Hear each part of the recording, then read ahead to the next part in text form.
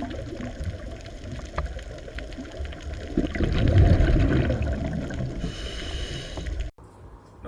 વિદ્યાર્થી મિત્રો, સૌ મજામાં બાળકો? જો આજે આપણે શરૂ કરવા જઈ રહ્યા છીએ પ્રકરણ નંબર 16 પર્યાવરણીય સમસ્યાઓ. હવે પર્યાવરણીય સમસ્યાઓ એ આપણા માટે નવી નથી. છેલ્લી સદીઓમાં માનવ વિકાસને કારણે ઘણી બધી પર્યાવરણીય સમસ્યાઓ સર્જાણી, જેમ કે પ્રદૂષણ હોય, પછી global warming, green house effect, ozone સ્તરનો ક્ષય, આ બધી સમસ્યાઓથી આપણે પ્રાથમિક રીતે પરિચિત છીએ. અને આ પ્રકરણમાં આપણે આ જ સમસ્યાઓ, એના કારણો અને એના નિવારણના ઉપાયોની ચર્ચા કરશું. જો પર્યાવરણીય સમસ્યાઓનું મૂળ ક્યાં છે, તો કે છેલ્લા 100 વર્ષોમાં માનવ વસ્તીમાં વધારો થયો છે, સાથે સાથે ઔદ્યોગિક વિકાસ પણ થયો. તો એને કારણે ખોરાક, પાણી, ઘર એટલે કે રહેઠાણ, વીજળી, રસ્તા, વાહનો એ બધાની માંગ વધી. અને એને કારણે આપણા જે કુદરતી સંસાધનો છે એના ઉપર દબાણ ઊભું થયું. દાખલા તરીકે માનવ વસ્તી વધી તો બધાને ઘર બાંધવા માટે જમીનો જોઈએ, વધારે અનાજ પેદા કરવા માટે વધારે ખેતરો જોઈએ. તો એને કારણે આપણે જંગલો કાપ્યા, વાહનોમાં વધારો થયો, અલગ અલગ પ્રકારના ઉદ્યોગોની સ્થાપના થઈ, તો એને કારણે પ્રદૂષણની સમસ્યા ઊભી થઈ. તો આમ આપણા જે પ્રાકૃતિક સંસાધનો હતા એની ઉપર દબાણ ઊભું કર્યું અને પ્રાકૃતિક સંસાધનોનું અપક્ષયન કે અવનતીકરણ થયું. એટલે કે એની જે ક્વોલિટી હતી હવા, પાણી અને જમીનની, એ નીચે આવી. એ ક્વોલિટી હતી, જે ગુણવત્તા, એ ખરાબ થઈ. તો આમ અપક્ષયન કે અવનતીકરણ એટલે તો કે હવા, પાણી, જમીન જેવા કુદરતી સંસાધનોની ગુણવત્તામાં ઘટાડો થયો અને એને જ આપણે પ્રદૂષણ કહીએ ને. ઓકે, જો તો આમ આ બધી પર્યાવરણીય સમસ્યાઓના મૂળમાં કોણ છે? માનવ વસ્તીનો વધારો અને ઔદ્યોગિક વિકાસ આ પર્યાવરણીય સમસ્યાઓના મૂળમાં છે. અને પ્રદૂષણને નાથવા માટેનો કે પર્યાવરણીય સમસ્યાઓને નાથવા માટેનો પણ એ જ મહત્વનો પ્રશ્ન છે કે જો પ્રદૂષણ કે પર્યાવરણીય સમસ્યાઓનો નિવેડો લાવવા જઈએ તો સામે પક્ષે આર્થિક વિકાસ અટકી જાય. ગયા પ્રકરણમાં 15મા પ્રકરણમાં પણ આપણે ચર્ચા કરી હતી કે જૈવ વિવિધતાનું સંરક્ષણ કરવા માટે જંગલો ન કાપીએ તો આર્થિક વિકાસ અટકી જાય દેશનો. એટલે અત્યારે વૈજ્ઞાનિકો એ બાબતે ગંભીરતાપૂર્વક વિચારે છે કે એવા કયા ઉપાયો છે જેના દ્વારા આપણે આર્થિક વિકાસને અટકાવ્યા વગર સમસ્યાઓનો નિવેડો લાવી શકીએ.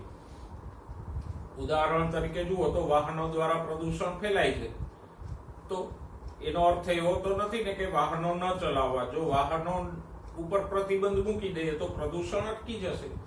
ઉદ્યોગો દ્વારા પ્રદૂષણ ફેલાય તો ઉદ્યોગો બંધ કરી દઈએ તો પ્રદૂષણ અટકી જશે. પણ સામે પક્ષે જે તે રાષ્ટ્રનો વિકાસ પણ અટકી જશે. તો એવું તો કોઈ પસંદ ન કરે. તો પછી રસ્તો એવો કાઢવો પડે કે વિકાસને અટકાવ્યા વિના આ બધી પર્યાવરણીય સમસ્યાઓનું નિદાન અને ઉપચાર થઈ શકે. ઓકે, પર્યાવરણીય સમસ્યામાં પહેલી સમસ્યા હોય ગંભીર, તો એ છે પ્રદૂષણ. પ્રદૂષણ કોને કહેવાય? તો કે હવા,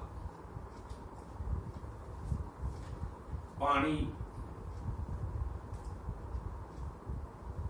અને જમીનના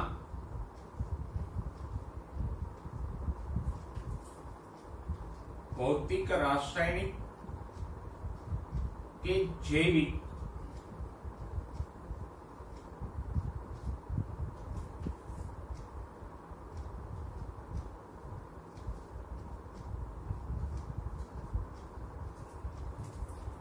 લક્ષણોમાં થતો અનિચ્છનીય ફેરફાર.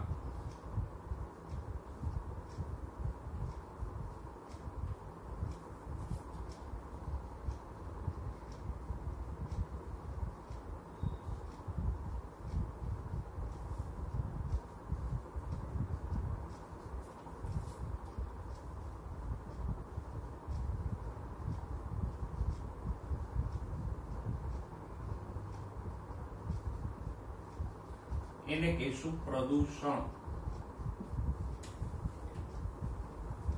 હવા હોય, પાણી હોય કે જમીન હોય, એના ભૌતિક, રાસાયણિક કે જૈવિક લક્ષણોમાં કોઈ અનિચ્છનીય ફેરફાર થાય તો એને શું કહીશું આપણે? પ્રદૂષણ. દાખલા તરીકે જો ભૌતિક ફેરફારો એટલે શું? તો કે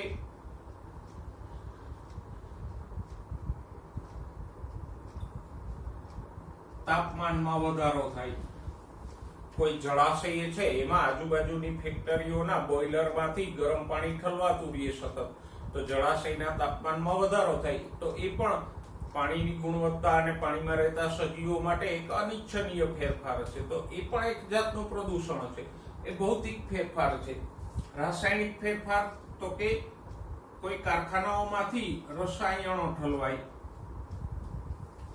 અને જૈવિક ફેરફાર એટલે કોઈ અનિચ્છનીય વનસ્પતિઓ ઉગે કે જે જળાશયોના પાણીને ખરાબ કરતી હોય. ઉદાહરણ આપણે એક સરસ મજાનું ભણી ગયા કહ્યું આઇકોર્નિયા ક્રેસિપિસ કે ટેરર ઓફ બેંગાલ. તો એના ફેલાવાથી પણ પાણી ગંદુ થઈ જાય, તો એ પણ એક જાતનું પ્રદૂષણ જ છે. તો આમ કોઈ પણ પ્રકારનો ફેરફાર હોય, ભૌતિક ફેરફાર હોય, રાસાયણિક ફેરફાર હોય કે જૈવિક ફેરફાર હોય, એ ફેરફાર અનિચ્છનીય એટલે કે પાણીની ગુણવત્તાને હવા, પાણી કે જમીનની ગુણવત્તાને ખરાબ કરનારો હોય અને ત્યાં વસતા સજીવોને નુકસાન કરનારો હોય તો એને આપણે અનિચ્છનીય ફેરફાર કહીશું. તો આમ હવા, પાણી અને જમીનના ભૌતિક, રાસાયણિક કે જૈવિક લક્ષણોમાં થતો અનિચ્છનીય એટલે હાનિકારક ફેરફાર એટલે પ્રદૂષણ.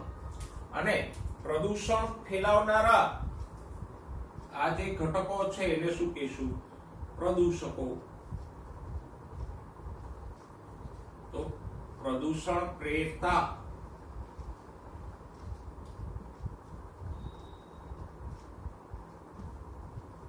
ઘટકોને પ્રદૂષકો કહેવાય.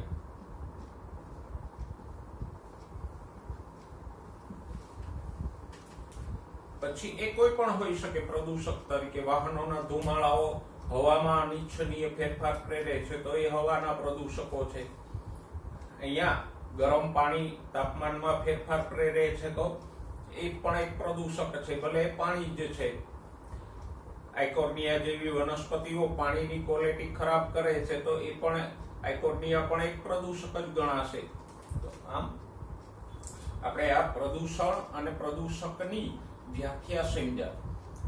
હવે પ્રદૂષણની વધતી જતી સમસ્યાને ધ્યાને લઈ અને ભારત સરકારે 1986 પર્યાવરણ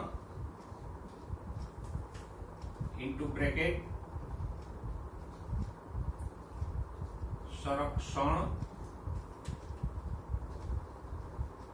અધિનિયમ નામનો કાયદો પસાર કર્યો. અંગ્રેજીમાં આપણે એને કહી શકીએ એન્વાયરમેન્ટ પ્રોટેક્શન એક્ટ. તો આને ધ્યાનમાં રાખજો. ભારત સરકારે પ્રદૂષણને નિયંત્રણમાં રાખવા માટે કયો કાયદો પસાર કર્યો? The environment protection act. કઈ સાલમાં પસાર કર્યો? 1986 તો આપણે આ પર્યાવરણીય સમસ્યાઓની પ્રાથમિક ચર્ચા કરી. ઓકે દોસ્તો, હવે જોઈએ હવા પ્રદૂષણ અને તેનું નિયંત્રણ. કારણ કે પ્રદૂષણ આપણા મુખ્ય ત્રણેય ઘટકોને નુકસાન કરે છે, હવા, પાણી અને જમીન. તો વારાફરતી આપણે ત્રણેય પ્રકારના પ્રદૂષણો અને એનું નિયંત્રણની ચર્ચા કરશું. હવે હવા પ્રદૂષણનો આ મુદ્દો આપણને એકદમ લંબાણથી આપ્યો છે, તો એમાં આપણે પેટા મુદ્દા અનુસાર અભ્યાસ કરશું કે સૌથી પહેલા ઉદ્યોગો દ્વારા હવાનું પ્રદૂષણ અને ઉદ્યોગો દ્વારા થતા હવા પ્રદૂષણનું નિયંત્રણ, વાહનો દ્વારા થતા હવા પ્રદૂષણ અને એનું નિયંત્રણની વાત કરશું, અને પછી ઘોંઘાટના પ્રદૂષણની ચર્ચા કરશું. તો પહેલા આપણે ઉદ્યોગો દ્વારા થતા વાયુ પ્રદૂષણની વાત કરીએ. જો વાયુ પ્રદૂષણની વાત કરો તો આપણે જાણીએ છીએ કે મનુષ્ય સહિતના બધા જ સજીવો શ્વસન સંબંધી જરૂરિયાતો એટલે શ્વાસોશ્વાસ માટે હવા ઉપર આધારિત છે, જમીન ઉપર જીવનારા બધા જ સજીવો. તો હવે જો હવા પ્રદૂષિત થાય તો બધા જ સજીવોને નુકસાન પહોંચાડે, કારણ કે રોજે રોજ સતતપણે આપણા શ્વાસમાં કે કોઈ પણ પ્રાણીના શ્વાસમાં આવી પ્રદૂષિત હવા જાય તો અમુક સમયે ચોક્કસપણે નુકસાન પહોંચશે અને એને કારણે શ્વસન સંબંધિત બીમારીઓ અને બીજી ઘણી બધી સમસ્યાઓ ઉદ્ભવી શકે. તો વાયુ પ્રદૂષકો કે હવાનું પ્રદૂષણ મનુષ્ય અને પ્રાણીઓના શ્વસન તંત્રને તો નુકસાન કરે, સાથે સાથે વનસ્પતિઓને પણ નુકસાન કરે. અંડરલાઈન કરો, વનસ્પતિમાં પાકની વૃદ્ધિ અને ઉપજને પણ ઘટાડે. અકાળે વનસ્પતિનું મૃત્યુ એટલે કે અસમયે છોડ સુકાઈ જવાની સમસ્યાઓ પણ પ્રેરે. તો આમ હવાનું પ્રદૂષણ વધારે ખતરનાક છે. એ મનુષ્ય અને બીજા પ્રાણીઓમાં શ્વસન સંબંધિત બીમારીઓ પ્રેરે છે, વનસ્પતિઓમાં વૃદ્ધિ અને ઉપજ ઘટાડે, સાથે સાથે છોડનું અકાળ મૃત્યુ પણ પ્રેરે. હવે કોઈ પણ પ્રદૂષક હોય એની હાનિકારક અસર શેના ઉપર આધાર રાખે? તો કે એક તો પ્રદૂષકોની સાંદ્રતા. કોઈ પણ પ્રદૂષક કેટલું નુકસાન પહોંચાડશે એનો આધાર શેની ઉપર છે? તો કે એક તો પ્રદૂષકોની સાંદ્રતા. વધારે સાંદ્રતા હોય પ્રદૂષકની તો વધારે નુકસાન થાય, ઓછી માત્રામાં હોય તો ઓછી નુકસાન થાય. પછી વિસ્તરવાનો સમયગાળો અથવા તો સંપર્કનો સમયગાળો.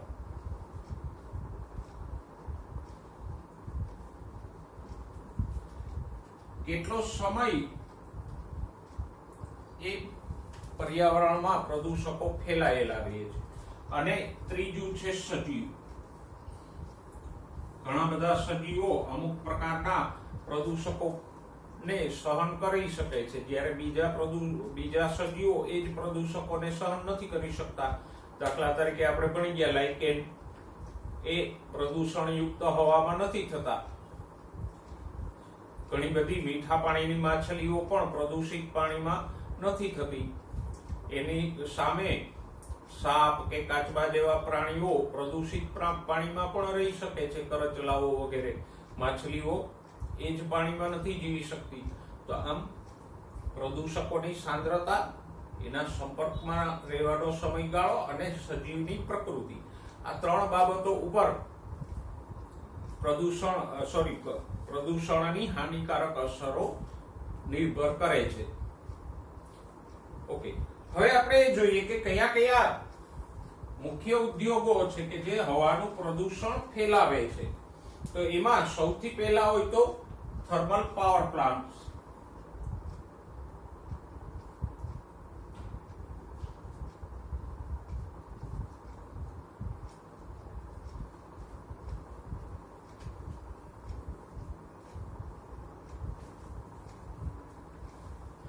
એટલે કે વીજ ઉત્પાદક એકમો કે જે કોલસો કે પેટ્રોલિયમ બાળીને વીજળી ઉત્પન્ન કરે છે, એની ચીમનીઓમાંથી પુષ્કળ પ્રમાણમાં ધુમાડાઓ નીકળતા હોય છે. એના પછીના હોય તો ધાતુ ગાળતા ઉદ્યોગો અથવા તો ધાતુનું નિષ્કર્ષણ કરતા ઉદ્યોગો.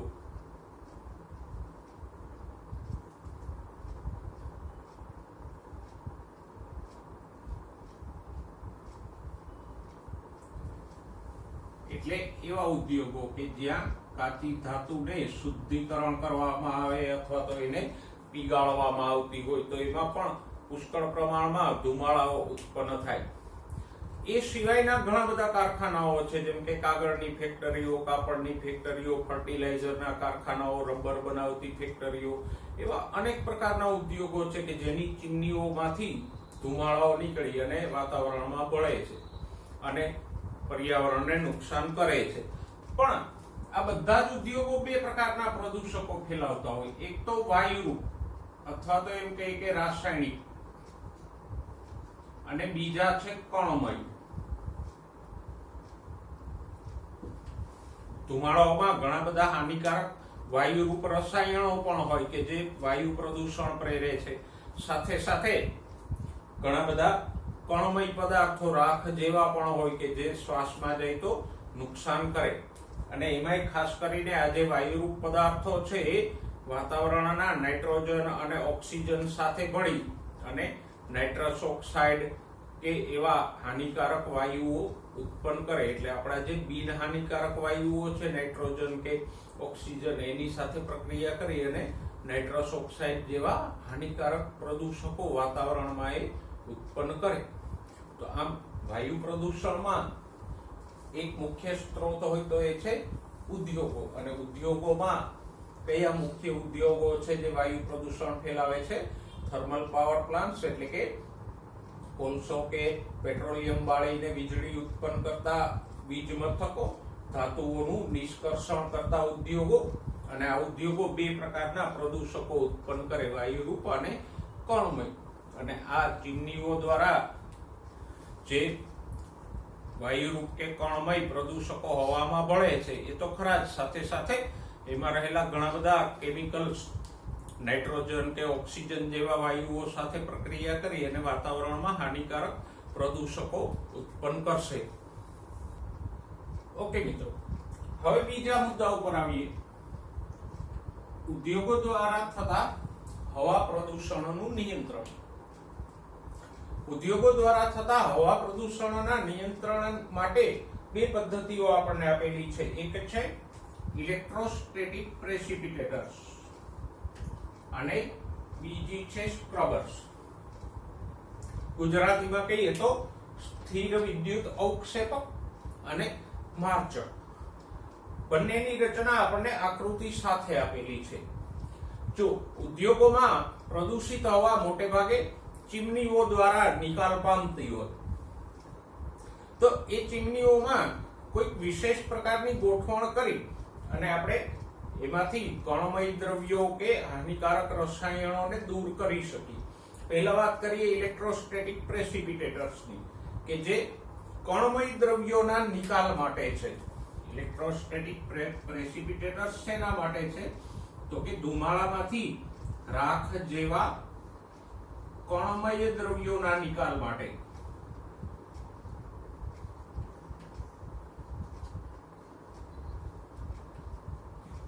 એ રાસાયણિક પ્રદૂષકો કે વાયુરૂપ પ્રદૂષકોને દૂર કરતી નથી, એને ખાસ ધ્યાનમાં રાખજો. કેવી રીતે ઇલેક્ટ્રોસ્ટેટિક પ્રેસિપિટેટર્સ કામ કરે? તો કે એમાં આવી સંચાયક પટ્ટીઓ લગાવવામાં આવે, અને આ સંચાયક પટ્ટીઓની આગળના ભાગે હાઈ વોલ્ટેજ ઇલેક્ટ્રિસિટી વાળા તાર ગોઠવવામાં આવે. તો અહીંયા આપણે વીજ તારો દર્શાવ્યા છે અને એની આજુબાજુ આપણે જોઈએ છીએ કે વીજ ક્ષેત્ર બને છે, અને આ વીજ ક્ષેત્રને કારણે આજુબાજુમાં ઇલેક્ટ્રોન્સ મુક્ત થશે. હવે જ્યારે આ અશુદ્ધ કણમય હવા આ વીજ ક્ષેત્રમાંથી પસાર થાય એટલે જે કાંઈ કણ હોય એ બધા કેવા થઈ જશે? ઇલેક્ટ્રોન્સને કારણે ઋણ વીજભારિત, કારણ કે આ તારમાંથી મુક્ત થયેલા ઇલેક્ટ્રોન્સ આ કણો સાથે ચોંટી જશે. તો આમ અહીંથી વીજ ક્ષેત્રમાંથી હવા પસાર થાય એટલે હવામાં રહેલા કણો ઋણ વીજભારિત થઈ જાય, અને પછી એ ઋણ વીજભારિત કણો આ સંચાયક પટ્ટીઓમાંથી પસાર થાય તો સંચાયક પટ્ટીઓ જમીન સાથે એટલે કે અર્થિંગથી જોડાયેલી હોય તો સંચાયક પટ્ટીઓ આ ઋણ વીજભારિત કણોને આકર્ષી અને પોતાના તરફ ખેંચી લે. અને જો ધુમાડાનો વેગ ધીમો હોય તો અહીંયા જે કાંઈ કણો ચોંટે એ ધીમે ધીમે વજનને કારણે નીચેની તરફ ખરી જશે. એટલે અહીંયા એક ખાસ ધ્યાન રાખવું પડે, ઇલેક્ટ્રોસ્ટેટિક પ્રેસિપિટેટર્સમાંથી જે ધુમાડો પસાર થાય છે એનો વેગ ઓછો હોવો જોઈએ, નહીતર વધારે ફોર્સથી વધારે વેગથી હવા પસાર થાય તો કણો અહીંથી નીચે પડવાને બદલે ધુમાડાની સાથે પણ જતા રહીએ. તો આ ઇલેક્ટ્રોસ્ટેટિક પ્રેસિપિટેટર્સ આ રીતે વીજભારના આધારે કામ કરે, અને એના દ્વારા લગભગ 99% જેટલા કણમય દ્રવ્યો દૂર થાય. કેટલા પ્રમાણમાં દૂર થાય છે? ધુમાડામાંથી 99% જેટલા કણમય દ્રવ્યોને દૂર કરે. પણ ખાસ વાયુરૂપ પ્રદૂષકોને ઇલેક્ટ્રોસ્ટેટિક પ્રેસિપિટેટર્સ દૂર કરતું નથી. ઓકે, નેક્સ્ટ જોઈએ માર્જક અથવા તો સ્ક્રબર. એ સલ્ફર ડાયોક્સાઇડ જેવા વાયુઓને દૂર કરે. એ કણોને દૂર નથી કરતું, પણ સલ્ફર ડાયોક્સાઇડ કે એવા વાયુ પ્રદૂષકોને દૂર કરે. કેવી રીતે કામ કરે છે? તો અહીંયા આપણે જોઈ શકીએ છીએ કે અહીંથી અશુદ્ધ હવા દાખલ કરવામાં આવે અને ઉપરની તરફ એક પાઇપ જેવી રચના છે કે જેમાંથી ચૂનાના પાણીનો સ્પ્રે થાય છે, ફુવારો થાય છે. તો ચૂનાના પાણીના આ સ્પ્રેની વચ્ચેથી આ અશુદ્ધ હવા પસાર થાય એટલે ચૂનો SO2 સાથે પ્રક્રિયા કરી અને એને કણમય દ્રવ્યમાં ફેરવી નાખે, અથવા તો એમ કહીએ કે જે વાયુરૂપ સલ્ફર ડાયોક્સાઇડ હતો એનું અવક્ષેપણ કરી નાખે અને પછી એ અવક્ષેપિત કણમય પદાર્થ નીચેની તરફ જમા થઈ જાય, જેને સમયાંતરે કાઢી લેવામાં આવે અને ચોખ્ખી હવા ઉપર તરફ જતું રહે. તો ઔદ્યોગિક હવા પ્રદૂષણના નિયંત્રણ માટેની આ બે પદ્ધતિઓ આપણે ભણ્યા. કઈ? ઇલેક્ટ્રોસ્ટેટિક પ્રેસિપિટેટર્સ કે જે કણમય દ્રવ્યોને દૂર કરે છે, અને સ્ક્રબર કે જે સલ્ફર ડાયોક્સાઇડ જેવા વાયુઓને દૂર કરે છે. બંનેની પદ્ધતિ એકદમ સરળ છે. આકૃતિ દ્વારા સમજીને યાદ રાખજો. થિયરીમાં તમને આટલું પણ પૂછી શકે કે ઉદ્યોગો દ્વારા થતા હવા પ્રદૂષણના નિયંત્રણ માટેની બે પદ્ધતિઓ સમજાવો અથવા આકૃતિ સહ સમજાવો, અને આમાંથી MCQ તો પૂછી જ શકાય. તો આટલો જે પેરેગ્રાફ છે એને આ ટાઇટલ આપી અને અલગથી રાખી દેજો, જેથી કરીને તૈયારી કરવામાં અને જવાબ લખવામાં સરળતા રહે. હવે નેક્સ્ટ પોઈન્ટ ઉપર આવીએ. એ છે વાહનો દ્વારા થતું હવા પ્રદૂષણ. કારણ કે હવા પ્રદૂષણના મુખ્ય બે સ્ત્રોતો છે, ઉદ્યોગો અને વાહનો. બંને હવાનું પુષ્કળ પ્રમાણમાં પ્રદૂષણ પ્રેરે છે. તો વાહનો દ્વારા તો આપણે જાણીએ છીએ, વાહનોમાં આપણે પેટ્રોલ કે ડીઝલનો ઉપયોગ કરીએ તો એમાંથી ઘણા બધા દહન પાઇમા વગરના હાઇડ્રોકાર્બન્સ નીકળે. સાથે સાથે અપૂરતું દહન થાય તો કાર્બન મોનોક્સાઇડ, નાઇટ્રોજનના ઓક્સાઇડ એવા બધા હાનિકારક પદાર્થો નીકળે. તો વાહનોનું પ્રદૂષણ અટકાવવા માટે કયા કયા નિયંત્રણ સ્વરૂપના પગલાઓ આપણે લઈ શકીએ? તો કે નંબર 1, શીશા મુક્ત પેટ્રોલ.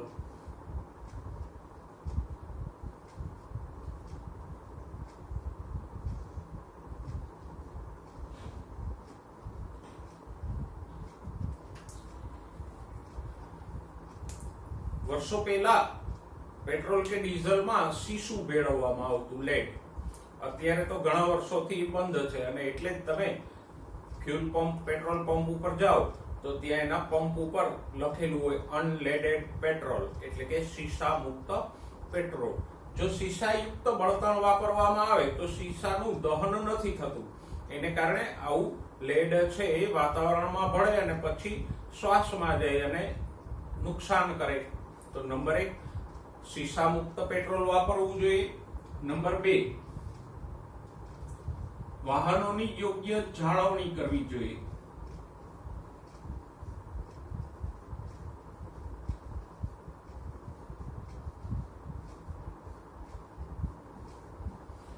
વાહનોનું નિયમિત રીતે સર્વિસિંગ અને મેન્ટેનન્સ કરાવવું જોઈએ, જેથી કરીને એમાંથી કોઈ બળતણ કે પેટ્રોલ લીકેજ ન થાય.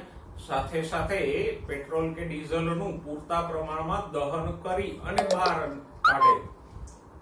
જો જૂના ઘણા બધા વાહનો આપણે જોયા છે તો એ પુષ્કળ પ્રમાણમાં ધુમાડો ફેલાવતા હોય છે, પણ આધુનિક વાહનો એના કરતા ઘણો બધો ઓછો ધુમાડો ફેલાવે છે. તો જો વાહનો યોગ્ય રીતે મેન્ટેન થાય તો આ ધુમાડો ઓછો નીકળે અને ધુમાડામાં દહન પાઇમા વગરના કે અપૂરતું દહન પામેલા હાઇડ્રોકાર્બન્સ હોય, કાર્બન મોનોક્સાઇડ જેવા દ્રવ્યો પણ હોય. તો જો વાહનોની યોગ્ય જાળવણી થાય તો એમાંથી એક તો બળતણ લીકેજ ન થાય, સાથે સાથે એનું પૂરતા પ્રમાણમાં દહન પણ થઈ જાય, જેથી કરીને કોઈ નુકસાનકારક હાઇડ્રોકાર્બન્સ કે કાર્બન મોનોક્સાઇડ જેવા વાયુઓ પર્યાવરણમાં ન ભળે. અને ત્રીજું, પરિવર્તક ઉદ્દીપકોનો ઉપયોગ કરવો જોઈએ કે જે સામાન્ય રીતે વાહનના એક્ઝોસ્ટ એટલે કે ધુમાડિયાની અંદર ફિટ કરવામાં આવે અને આ પરિવર્તક ઉદ્દીપકોમાં કઈ કઈ ધાતુઓનો ઉપયોગ થાય ખાસ તો કે પ્લેટિનમ, પેલેડિયમ અને રોડિયમ જેવી ધાતુઓનો ઉપયોગ થાય. ખાસ યાદ રાખજો આ પરિવર્તક ઉદ્દીપકો કે જે વાહનના એક્ઝોસ્ટ એટલે કે ધુમાડિયામાં લગાવવામાં આવે તો એમાં કઈ કઈ ધાતુઓનો ઉપયોગ થાય?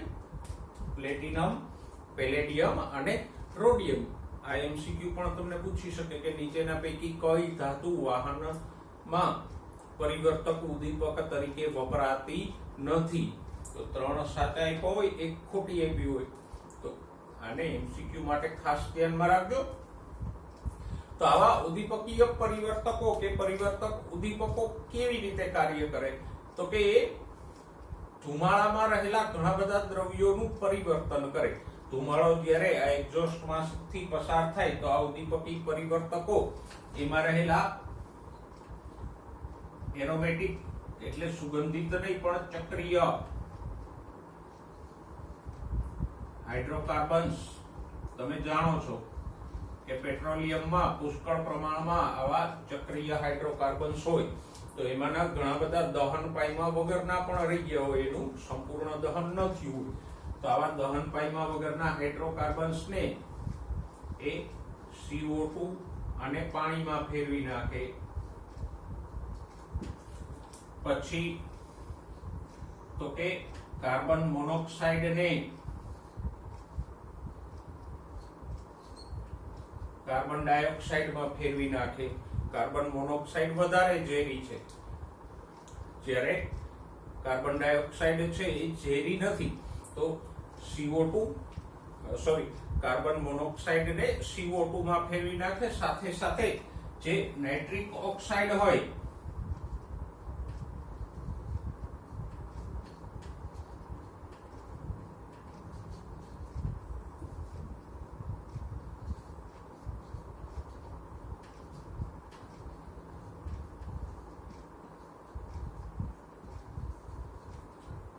એને શેમાં ફેરવી નાખશે તો કે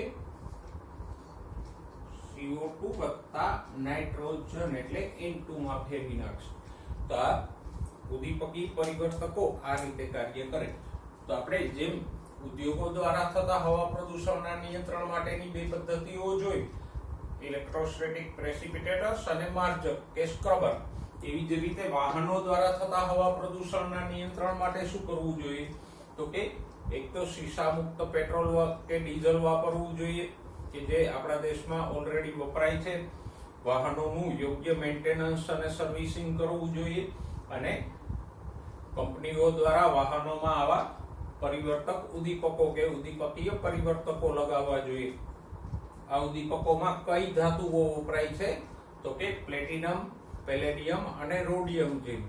અને આ ઉદ્દીપકો કઈ રીતે કામ કરે છે? તો કે દહન પાયમા વગરના હાઇડ્રોકાર્બન્સ જે ધુમાડામાં હોય એને CO2 અને પાણીમાં ફેરવી નાખે. સાથે સાથે ધુમાડામાં જે કાર્બન મોનોક્સાઇડ અને નાઇટ્રિક ઓક્સાઇડ હોય એને એ કાર્બન ડાયોક્સાઇડ અને નાઇટ્રોજનમાં ફેરવી અને બિનહાનિકારક બનાવી દે. તો આ રીતે આપણે વાહનો દ્વારા થતા પ્રદૂષણનું નિયંત્રણ કરી શકીએ. જો હમણાં થોડી વાર પહેલા જ આપણે ચર્ચા કરીને કે ભાઈ ઉદ્યોગો કે વાહનો દ્વારા પ્રદૂષણ ફેલાય છે તો એવા પગલાઓ તો ન લઈ શકાય ને કે ચાલો બધા વાહનોને દૂર કરી દો અને ઉદ્યોગો બધા છે એને તાળા મારી દો. તો એ તો વ્યવહારિક ઉપાય નથી. તો પછી આવી પદ્ધતિઓ દ્વારા આપણે એને અટકાવી શકીએ. હજુ આમાં એક ચોથો ઉપાય છે જેની ચર્ચા આપણે આગળ કરશું. પેટ્રોલ અને ડીઝલને બદલે CNG નો ઉપયોગ. એ પણ વાહનો દ્વારા થતા હવા પ્રદૂષણને અટકાવવા માટેનો એક મહત્વનું પાસું છે.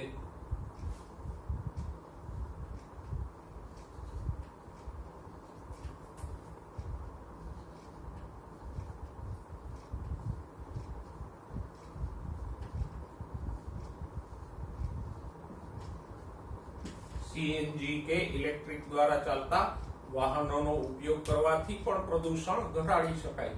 તો એની ચર્ચા આપણે આગળ કરશું કે સીએનજી કઈ રીતે ફાયદાકારક છે. ઓકે દોસ્તો, હવે હવા પ્રદૂષણમાં જ આપણે ઘોંઘાટના પ્રદૂષણને પણ જોઈએ.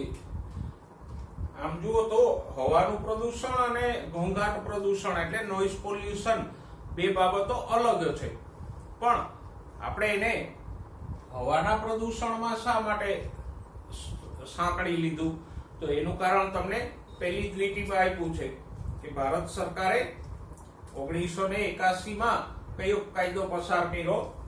The air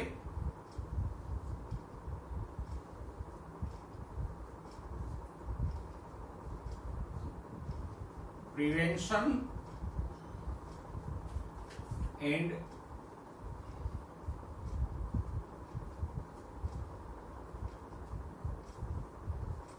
control of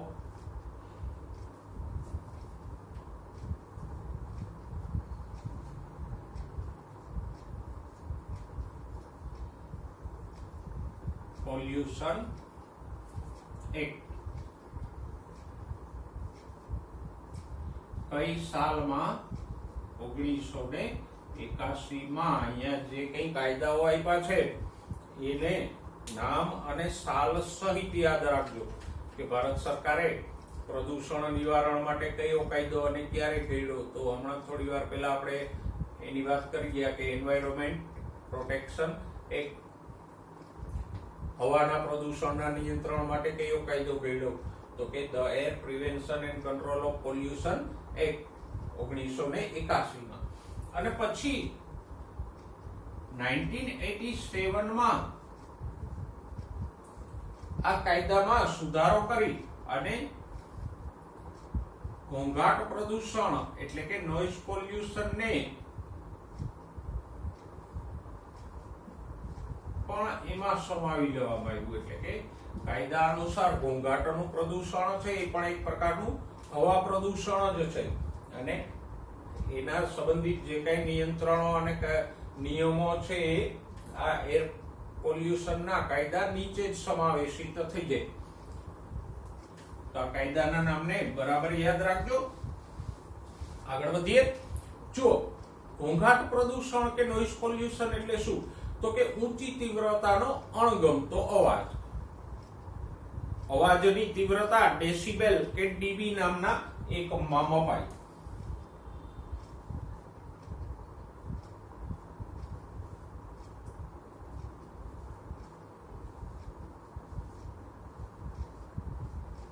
decibel એ અવાજની તીવ્રતા માપવાનો એકમ છે. તો ઊંચા 100 કરતા વધારે ડેસિબલ નો અવાજ હોય તો એ સામાન્ય રીતે આપણને શારીરિક અને માનસિક બંને રીતે નુકસાન પ્રેરે. જો આપણી આજુબાજુમાંથી આવો અણગમતો અનિચ્છનીય અવાજ આવતો જ હોય છે, દાખલા તરીકે વાહનોનો અવાજ, ટ્રેનનો અવાજ, એરપ્લેન્સનો અવાજ, પછી ડ્રિલિંગ મશીનોનો અવાજ, શિક્ષકોનો અવાજ, આવો બધો અણગમતો અવાજ છે એ આપણને અનુભવ છે કે આપણામાં તાણ પ્રેરે. બાજુમાં કોઈ ડ્રિલિંગ મશીન ચાલતું હોય બોરિંગ માટે તો આપણને એક પ્રકારની અકળામણ થઈ જાય. પછી મનોરંજન માટે ટેલિવિઝન કે પેલા ડીજે વાગતા હોય તો એમાં નાચનારાઓને મજા આવે, પણ આજુબાજુમાં જે કોઈ લોકો હોય એને એનાથી પરેશાની થાય છે. તો આમ ઊંચી તીવ્રતાનો અણગમતો અવાજ છે, બિનજરૂરી અવાજ, એ પણ માનસિક રીતે નુકસાન કરે, સાથે સાથે શારીરિક વિકાર પણ પ્રેરે. જો કોઈ જેટ એન્જિન ટેક ઓફ કરે એરપ્લેન કે કોઈ રોકેટ લોન્ચ થાય તો અંડરલાઈન કરો એનો અવાજ કેટલો હોય છે? લગભગ 150 ડેસિબેલ કે એનાથી પણ વધારે અવાજ ઉત્પન્ન થાય. અને આવો 150 ડેસિબેલ કે એનાથી ઊંચો અવાજ થોડાક સમયમાં જ નુકસાની પ્રેરે, બહેરાશ પ્રેરી શકે.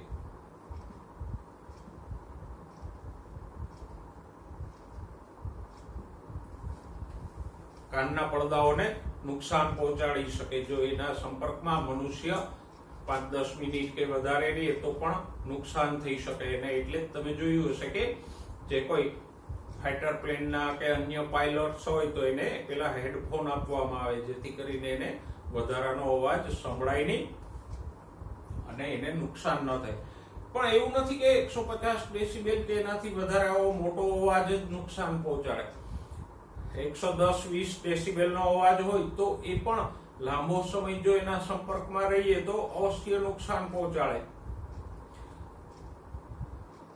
તો આમ વધારે પડતો અવાજ છે 150 ડેસિબેલ કે એનાથી ઉપરનો, તો એ ઓછા સમયમાં નુકસાન પહોંચાડી શકે, કાનના પડદાઓને નુકસાન કરી શકે.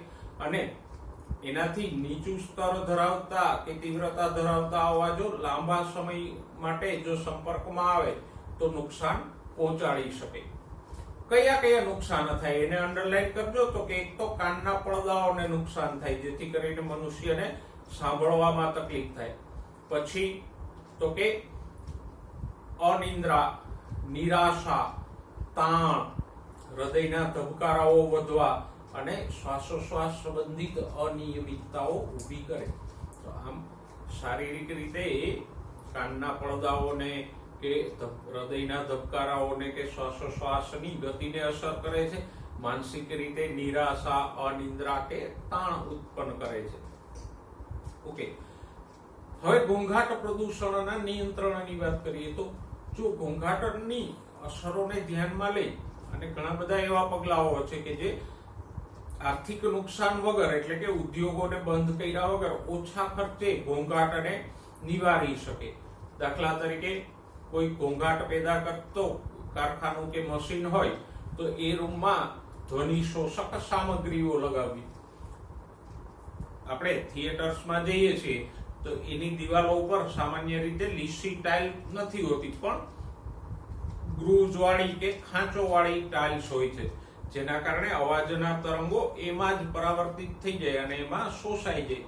તો આવી ધ્વનિ શોષક ટાઇલ્સ કે સામગ્રીઓ લગાડવી, જેથી કરીને અવાજ બહાર ન જાય. પછી બીજા ઉપાયો પણ છે કે વધારે ઘોંઘાટ કરતી જે કઈ ફેક્ટરીઓ છે તો એને વસવાટથી દૂર સ્થાપવી, એની આજુબાજુએ વૃક્ષો ઉગાડવા, જેથી કરીને આજુબાજુ ઘોંઘાટ જાય નહીં. પછી બીજી બાબતોમાં તો કે નો હોર્ન વિસ્તાર હોય, હોર્ન મુક્ત વિસ્તાર કે જે સામાન્યતઃ સ્કૂલ કે કોલેજો કે હોસ્પિટલોની આજુબાજુ હોય તો ત્યાં ખોટી રીતે હોર્ન ન વગાડવા જોઈએ. ફટાકડા અને મોટા અવાજવાળા સ્પીકર્સનો ઉપયોગ પરવાનગી વગર કે મર્યાદિત સમયની બહાર ન કરવો જોઈએ.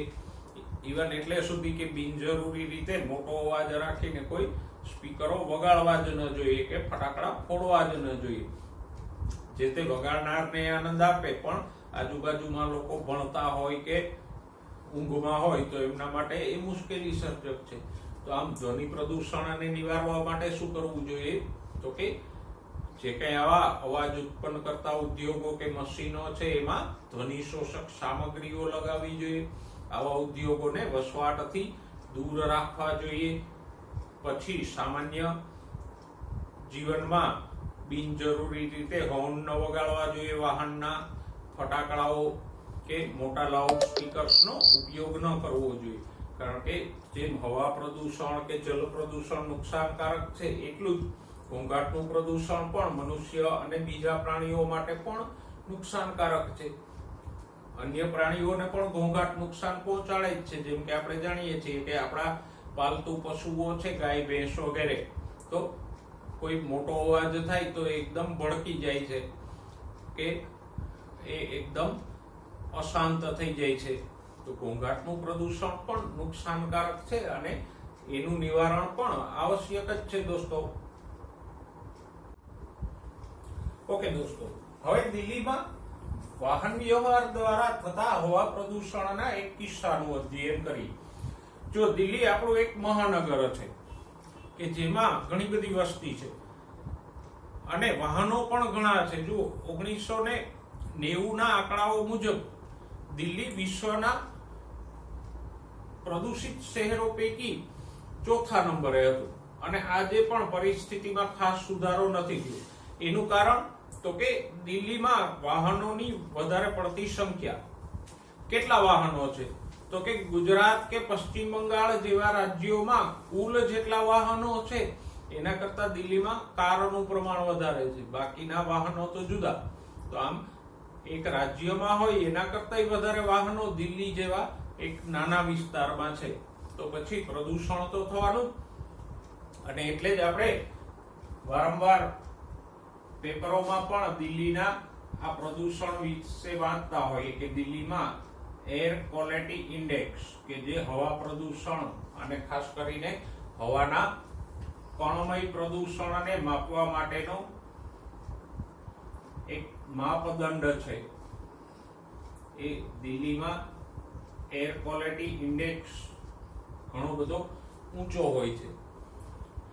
એ 100 ને બદલે લગભગ 400 કે એના કરતા પણ ઘણી વખત વધી જાય છે. એટલે કે કણમય દ્રવ્યોનું અને ધુમાડાનું પ્રમાણ દિલ્હીમાં વધારે રહે છે. અને એને અનુલક્ષીને જ દિલ્હી સુપ્રીમ કોર્ટમાં એક PIL એટલે કે પબ્લિક ઇન્ટરેસ્ટ લિટિગેશન જાહેર હિતની અરજી થઈ કે જ્યાં કોઈ સમસ્યા કોઈ વ્યક્તિગત વ્યક્તિને ન સ્પર્શતી હોય પણ જાહેર હિતને સ્પર્શતી હોય તો કોઈ પણ વ્યક્તિ આ PIL દ્વારા કોર્ટનું ધ્યાન એ મુદ્દે ખેંચી શકે. અને સુપ્રીમ કોર્ટે એની ઘણી બધી ટીકાઓ પણ કરી અને કડક નિર્દેશો પણ આપ્યા પ્રદૂષણ અટકાવવા માટેના. જો એમાંનો મુખ્ય નિર્દેશ કયો હતો તો કે 2002 સુધીમાં દિલ્હીની જે જાહેર પરિવહનની બસો છે એને સંપૂર્ણપણે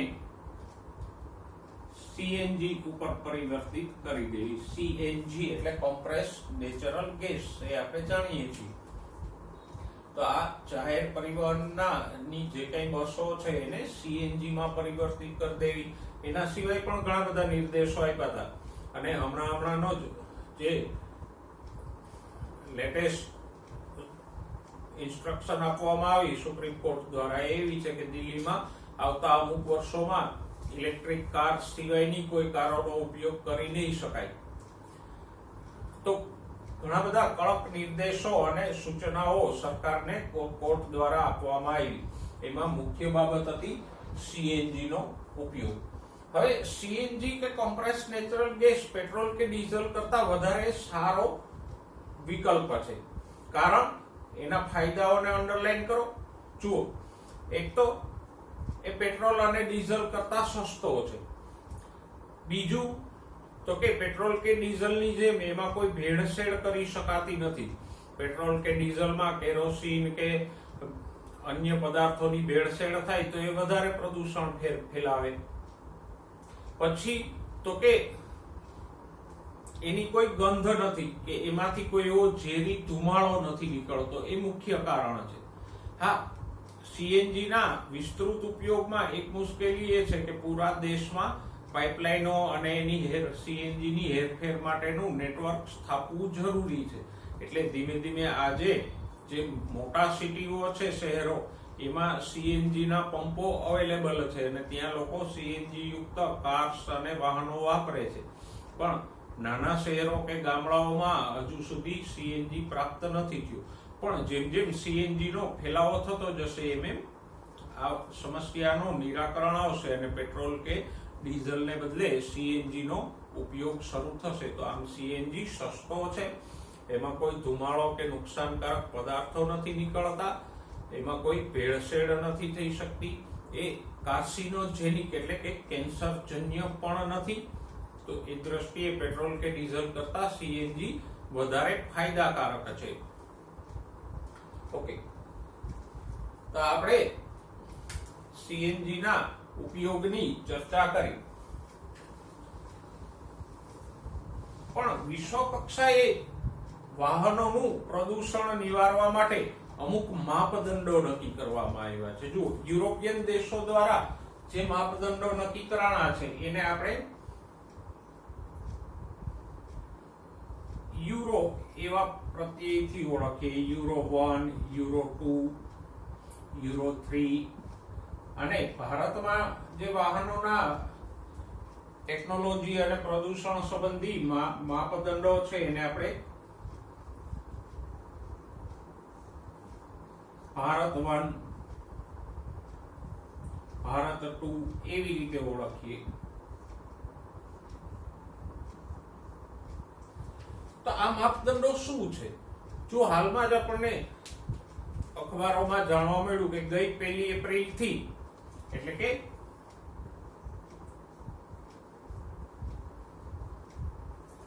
એપ્રિલ 2020 થી ભારત સ્ટાન્ડર્ડ એટલે BS6 ની અમલવારી થઈ. BS4 હતું, પછી BS5 ને સ્કીપ કરી અને સીધું BS6 ના ધારાધોરણો પ્રમાણેના વાહનો જ વેચવાની અને ઉત્પાદિત કરવાની મંજૂરી આપવામાં આવે. એનાથી ઉતરતા કક્ષાના BS2, 3, 4 જેવા વાહનો ઉત્પાદિત કરી ન શકાય અને વેચી ન શકાય. તો આ ભારત સ્ટાન્ડર્ડ એટલે કે BS કે યુરો સ્ટાન્ડર્ડ એ શું છે? તો કે અગાઉથી નક્કી કરેલા અમુક માપદંડો છે કે જેને અનુસાર અમુક પ્રકારનું જ પ્રદૂષણ કે પ્રદૂષકો ફેલાવતા વાહનોને ઉત્પાદિત કરી શકાય. એનાથી વધારે પ્રદૂષકો ફેલાવતા હોય તો એવા વાહનોનું ઉત્પાદન કે વેચાણ ન કરી શકાય.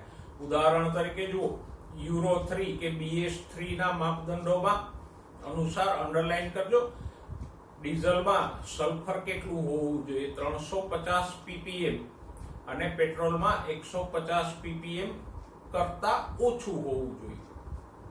બરાબર.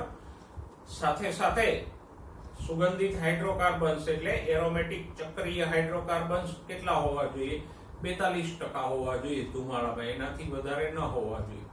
અને આ જે પ્રમાણ છે એને ઘટાડીને ક્યાં લઈ જવાનો ટાર્ગેટ છે? તો કે સલ્ફરમાં, સલ્ફરનું જે પ્રમાણ છે 350 ppm એને ઘટાડીને 50 ppm સુધી અને હાઇડ્રોકાર્બન્સનું પ્રમાણ 35% સુધી લઈ જવાનો ટાર્ગેટ છે.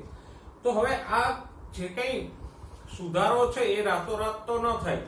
એટલે વિશ્વના દેશોએ આ માપદંડો નક્કી કરી અને એની તારીખો અગાઉથી જાહેર કરી દીધી કે ભાઈ 1 એપ્રિલ 2025 થી આ ધારાધોરણો લાગુ પડશે અને એમાં આ જે પ્રદૂષકો છે એનું મહત્તમ પ્રમાણ આટલું રહેવું જોઈએ, જેથી કરીને વાહન ઉત્પાદકોને R&D દ્વારા ટેકનોલોજી સુધારવાનો સમય મળે અને એ સમય સુધીમાં એવી ટેકનોલોજી ધરાવતા અને ઓછું પ્રદૂષણ ફેલાવતા વાહનો ઉત્પાદિત કરી શકે. તો આ ધારાધોરણો નિયંત્રિત કરે છે. જો ભારતમાં ચતુચક્રીય, ત્રિચક્રીય અને દ્વિચક્રીય વાહનો માટે 1 એપ્રિલ 2017 થી BS4 લાગુ પાડવામાં આવ્યો. ક્યારથી? 1 એપ્રિલ 2017 થી. અને 1 એપ્રિલ 2020 થી BS6 ના ધારાધોરણો લાગુ કરવામાં આવ્યા.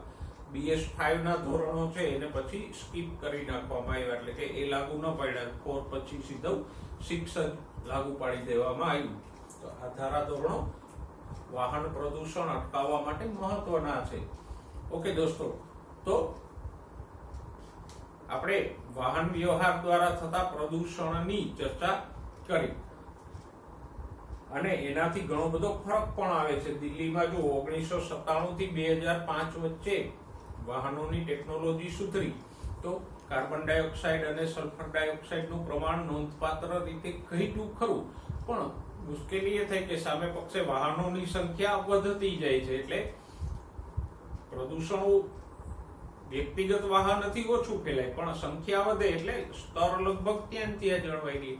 અમદાવાદનો કિસ્સો લ્યો તો અમદાવાદમાં 2000 કે 2002 આજુબાજુએ રિક્ષાઓ અને સિટી બસોને CNG માં પરિવર્તિત કરી નાખવામાં આવી તો હવાની ગુણવત્તામાં નોંધપાત્ર તફાવત આવ્યો. તો આમ CNG જેવા કે ઇલેક્ટ્રિસિટી જેવા વૈકલ્પિક બળતણો અને સારી ટેકનોલોજીના વાહનથી પણ વાહન વ્યવહારથી થતું હવા પ્રદૂષણ અટકાવી શકાય.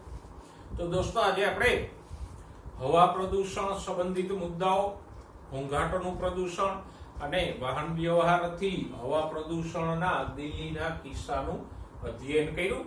નેક્સ્ટ ટાઈમ જળ પ્રદૂષણની ચર્ચા સાથે ફરીવાર મળીશું. ત્યાં સુધી સ્વસ્થ રહો, મસ્ત રહો અને ભણવામાં વ્યસ્ત રહો.